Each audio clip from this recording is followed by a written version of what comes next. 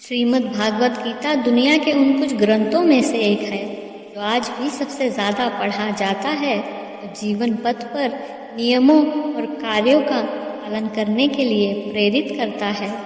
भगवान कृष्ण कहते हैं, तुम्हें अपना काम करने का अधिकार है, उसके परिणामों के बारे में कभी मत सोचो। इसलिए आपको फल के बारे में सोचकर कार्य नहीं करना चाहिए और ना ही आप ये सोचे कि परिणाम की अपेक्षा किए बिना मैं कार्य क्यों करूं। आइए जानते हैं भागवत गीता से कुछ 5 बातें जो हमें लाइफ मैनेज में सहायता करती हैं। कर्म करते समय फल की इच्छा ना करें। कर्म करो लेकिन फल की इच्छा मत करो। ऐसा श्री कृष्ण ने इसलिए कहा है क्योंकि कई बार वांछित परिणाम न मिलने से दुख होता है। कर्म करने से वैराग्य होता है। हमें लगता है कि हमने सब कुछ ठीक किया है, सबका भला किया है, तो हमारे साथ बुरा क्यों हो रहा है ना? ऐसे विचार हम सभी के मन में आते होंगे। फल पाने की इच्छा तो सभी करते हैं, लेकिन क्या इच्छा फल की प्राप्ति की ओर ले जाती है? नहीं, क्योंकि फल भाग्य के हाथ में होता है। जो भी व्यक्ति फल पाने की इच्छा रखता है, उसका मन कर्म और कर्तव्य से हटकर फल के बारे में सोचता है और उसे फल नहीं मिलता। मनुष्य केवल कर्म ही कर सकता है, कर्म का फल उसके हाथ में नहीं होता। यदि कोई साधारण व्यक्ति फल की इच्छा रखकर कर्म करता है, वह सुख दुख के चक्र में फंस जाता है। उसकी मन स्थिति नष्ट हो जाती है, क्योंकि जरूरी नहीं है जिस इच्छा के फलस्वरूप हम कार्य कर रहे हैं वह कर्म हमारे नज़र में तो उस इच्छा के अनुरूप ही किया जा रहा है, और वास्तव में ऐसा ना हो सकता है ना है। हम पूर्व जन्म के उन कर्मों का फल मिल रहा है जो आज हमें याद नहीं। इसलिए श्री कृष्ण ने कहा है कि फल की इच्छा मत करो, ताकि अच्छाई हो अहंकार न हो, बुरा हो दुख न हो। हमें जो भी फल मिलता है उसे ईश्वर की इच्छा मानकर हम संतुष्ट रह सके।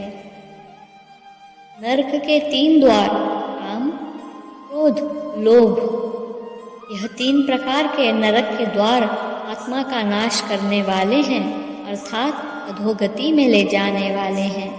इसलिए इन तीनों को त्याग देना चाहिए। काम यानी इच्छाएं, गुस्सा व लालच ही सभी बुराइयों के मूल कारण हैं। इसलिए भगवान श्री कृष्ण ने इन्हें नरक का द्वार कहा है।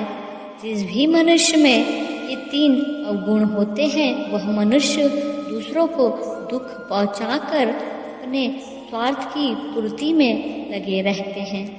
अगर हम किसी लक्ष्य को पाना चाहते हैं, ये 3 अवगुण हमें हमेशा के लिए छोड़ देना चाहिए, क्योंकि जब तक ये अवगुण हमारे मन में रहेंगे, हमारा मन अपने लक्ष्य से भटकता रहेगा। इंद्रियों को वश में करें। श्री कृष्ण ने अर्जुन से कहा है कि मनुष्य को सभी इंद्रियों को वश में करना चाहिए, क्योंकि जिसकी इंद्रियां वश में होती है उसकी बुद्धि स्थिर होती है।